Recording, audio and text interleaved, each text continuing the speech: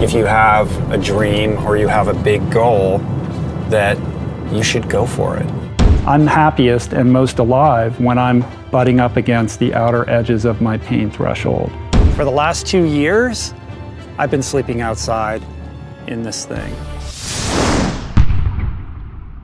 Need motivation? Watch the top 10 with Believe Nation. What's up, Believe Nation? It's Evan. I believe in you, and this channel is designed to be a part of your daily success routine. So let's get your motivation to a 10 and get you believing in you. Grab a snack and chew on today's lessons from a man who went from being 50 pounds overweight and being a lawyer to having a major health scare, changing his life around, becoming an ultra athlete, and being known as the fittest man on the planet. He's Rich Roll, and here's my take on his top 10 rules to success.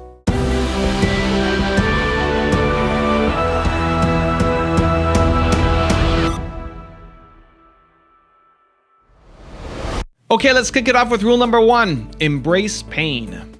You know, we're so conditioned, Tom, to avoid pain. Every message that we see, every billboard we see, every advertisement that we're exposed to is telling us that happiness can be purchased through comfort, through luxury, through ease. And that's sort of implicit in that is that that's how we find happiness. And I can tell you that I'm happiest and most alive when I'm butting up against the outer edges of my pain threshold. And I'm not afraid of it. And so when I start to feel that sensation, rather than shirk away from it, I realize that's an opportunity to experience a heightened sense of myself and my environment, to really be in a position where everything else falls away and it's just you and your ability to take one step forward. There's a purity to that again is another great teacher. And so in terms of techniques, I've just learned through experience that, just like David Goggins says, when the signals that you're receiving are telling you to stop, that you don't necessarily have to pay attention to that you are capable of so much more if you can develop the acuity, the presence of mind, and the wherewithal to then take that next step. And when you're on the other side of it, to realize you're still okay and you can take another step, and your horizon extends, and you realize that there's a whole world of potential and possibility available to you that you weren't previously aware of. Rule number 2, find your true purpose. It's great to derive inspiration from superstars, but what's most important is that you choose the right path, the right goal for you.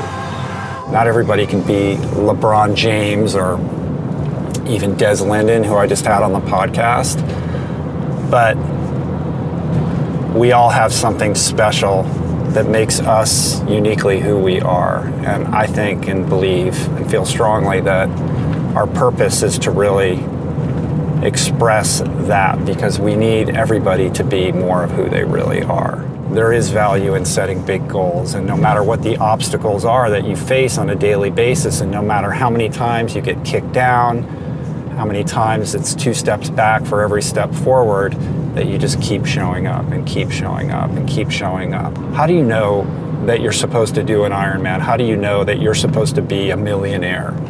I think a lot of people are setting those goals reactively without that kind of internal inquiry that's required to figure out what is the right or best goal for you. Rule number 3, improve your diet. If someone is looking to improve their life and transform their life, and they wanted to get started with one aspect, diet, nutrition, physical exercise, and meditation, which one do you think should be, and obviously all of them are equally important, but if they could only start with one for whatever reason, which one do you think is the most important to start with? Focus on your diet first. You know, I think changing your plates and cleaning up the vibration of what you're putting into your body is a portal to the soul. And if you are intentional about that and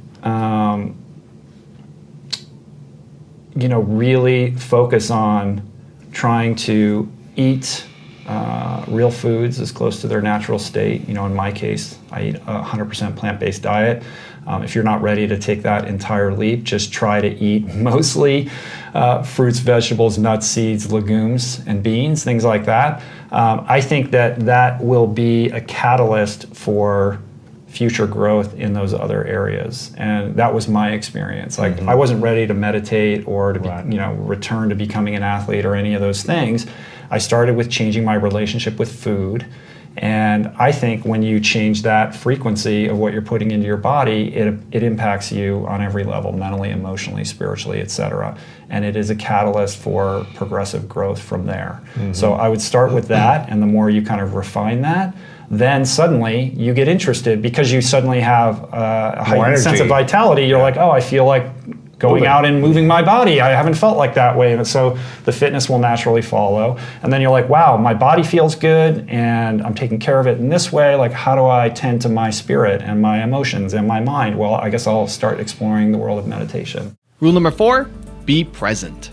You're overweight and you're walking up the flight of stairs and you think you're having the heart attack. And you said, that was the moment where you said, and I remember you using your hands, like, I knew if I could, you didn't say grab a hold, but if I could leverage this pain, that I could make the same kind of change that I had made in going through rehab. What is that, like, the thinking process or the machinations that you go through when you have a big change in front of you now? You've done it multiple times.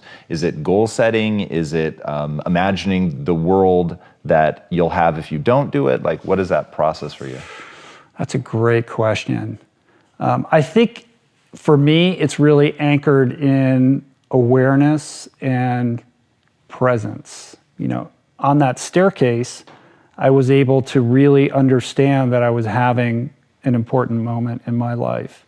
And the reason I was able to recognize that was because I had that moment so many years prior when I decided to get sober. It was a very specific moment in time where I made a decision, and that decision set in motion a series of events that changed my life so completely that I couldn't imagine my life had I not made that decision. And I was able to see and understand and recognize that once again I was being visited by just such an opportunity. It was something that I could feel inside of me. And I think it's because I'd learned to be present, to be aware of myself and my environment. And one thing I always talk about is the fact that, you know, I'm not anything special with this. I think we're all visited with moments like this in our life, that if we can develop that, the wherewithal to have the awareness around the circumstances surrounding whatever event it is, that you can leverage that crack, you know, in the door to make some significant changes. Rule number 5, go for it. And as I was getting ready this morning and packing up, I was reflecting on 2008 when Julie and I were just absolutely broke. We didn't know how we were gonna make it. We were on the precipice of losing our house. We couldn't really pay our bills, but somehow we were able to pull together, with the help of friends and family, the budget for me to participate in Ultraman, my first big ultra endurance race. And I'll never forget when Julie took me to the airport to drop me off for that experience. Like, we just both like hugged on the curb when she dropped me off, and we were like bawling. Like, it was so emotional because I knew, and I think she knew in that moment, that on a symbolic level, the fact that I was going to do this race was setting in motion something, we didn't know what, but something that would ultimately shift things for us. It's this weird, crazy spiritual equation that I talk about in my book, that when your heart is true, when your spirit is true, that ultimately the universe will conspire to support you. And that doesn't mean it's going to be overnight. It doesn't mean it's going to look like the way you want it to look. And it's just crazy that 10 years later, I mean, it took a decade, but that 10 years later, here I am going to Dublin and London, getting paid, you know, to go. It makes no sense. None of it makes logical sense. So what does that mean? Well, I think it means that if you have a dream or you have a big goal, that you should go for it. Life is so short, it's so precious. It's so easy to just fall into our routines and get into a rut. And then we become myopic, almost like we're living blinders and we can't see outside the box that we've created for ourselves. Rule number 6, delegate.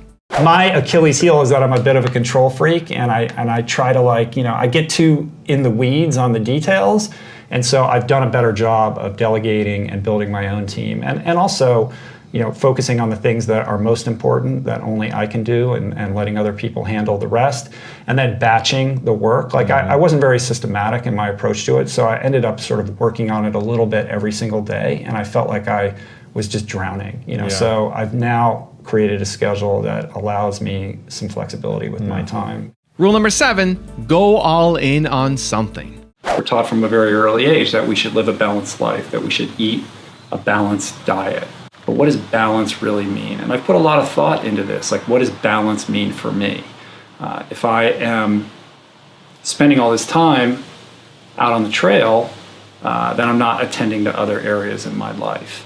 At the same time, when I reflect back on my life, the moments when I felt most alive, training for these Ultraman races, participating in Epic 5, the training that I'm doing now, writing the books that I've written, that's when I feel most alive. And those are not necessarily balanced activities. Those are activities that require an unbelievable amount of devotion and dedication and focus and tunnel vision.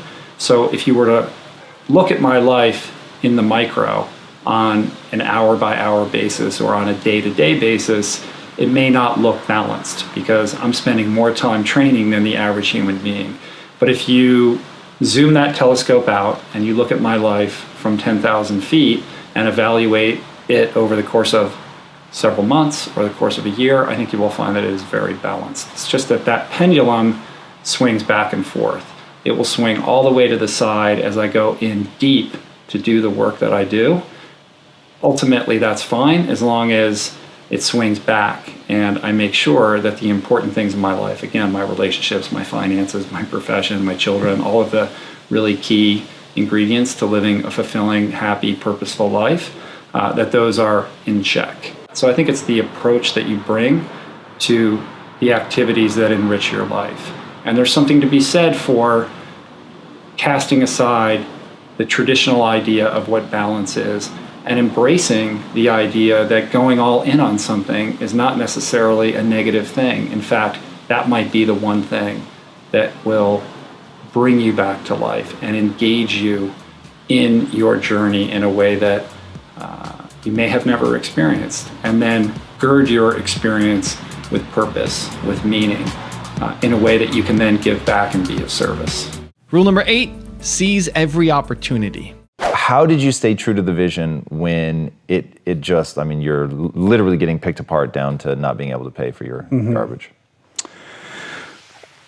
I worked my ass off and exploited every opportunity that presented itself. I did a ton of speaking gigs for free. I did anything that was asked of me, anyone who would want to talk to me, but it was really just a function of showing up, working my ass off, saying yes, and having a strong core belief that I was on the right path. Rule number 9, help others. The thing I'm most proud of is that I know in my heart of hearts that I have shaped and impacted the way people lead their lives in a meaningful way. Yeah. Whether that's one person, 100 people, 1,000 people, however many people it is, just the feedback that I get, I know, and I know you get emails like this as well, to receive really intimate, heartfelt letters from people saying, I tuned into your podcast or I read your book and this is where I was and these are the obstacles I faced and here's where I am today and thank you. That's a gift from the universe. Yeah. It's like there's nothing more meaningful or valuable to me. And like I said, it's a blessing. And rule number 10, the last one before a very special bonus clip, is prioritize quality sleep. Rich, why do you sleep in a tent? For those that don't know, for the last 2 years, I've been sleeping outside in this thing. A lot of people have been asking me, why do you do that? And it basically boils down to 3 fundamental reasons. The first is, I just sleep better in a tent outside. The second reason is that it really has helped me connect with nature and the outdoors, and I think our primal disposition. And the third reason I've been doing it is because fundamentally it's a stoic practice. A couple of years ago, I started struggling with trying to get a deep sleep. Unless I was training super duper hard, I just found it difficult to get the restfulness that my body and my mind need. And at the time, our bedroom that I share with my wife, Julie, was either too cold for her or too hot for me. Then I had an experience where we as a family all slept on our roof one night. We have a flat roof and we did it just for fun with the kids. And I had the most restful, peaceful night of sleep in recent memory. Being outdoors, breathing that outdoor air, sleeping under the stars is a very simple and basic way of reconnecting with what it means to be fundamentally human. We live in this super fast-paced culture. You gotta get your hustle on. You gotta work 24 hours a day, and if you're not being productive in every moment of your waking existence, then you're wasting time and you're falling behind. And with that comes a deprioritization of sleep. Sleep is for slackers, right? And nothing could be further from the truth. I know that I can't perform at my very best unless I get 8 hours of sleep. And it's not just the amount of time that I sleep, it's the quality of that sleep, it's the caliber of that sleep. It is my opinion that everybody should be doing everything they can to enhance that quality of their evening hours. And I found that by sleeping in a tent, it's almost like this hack towards improving the caliber of my sleep so that I can show up throughout my day and excel, be totally focused, be totally present, have good energy, be in a good mood, and all of that derives from sleep. So if you really take the time to prioritize the quality and the amount of time that you're sleeping every night, you will realize quantum gains in your productivity, in your output throughout your day. Now I've got a really special bonus clip from Rich on how to meditate that I think you're going to really enjoy. But before that, it's time for the 3-point landing questions. Time to move from just watching another video to actually taking action in your life or your business. And if you're feeling bold, leave your answers in the comments below. Here we go. Question number 1. How much do you prioritize sleep? Number 2, what can you try tonight to sleep better? And number 3, can you commit to trying that every night this week?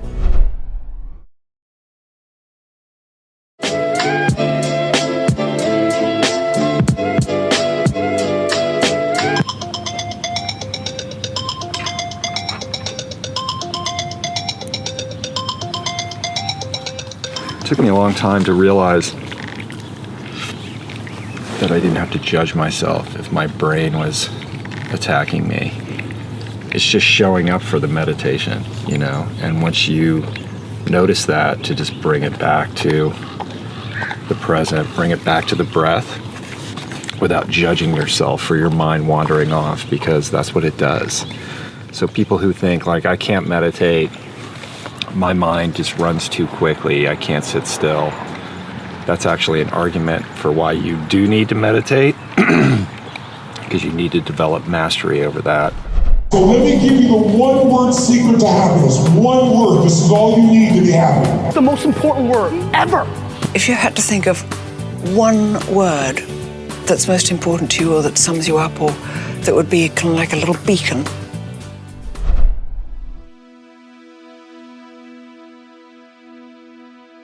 If you like this video, check out the top 10 I did on Jesse Itzler. The link is right there next to me. I think you'll enjoy it. Continue to believe, and I'll see you there. And we set something up in our brain. We program our brain one way, and that's our limit. And until we can get past that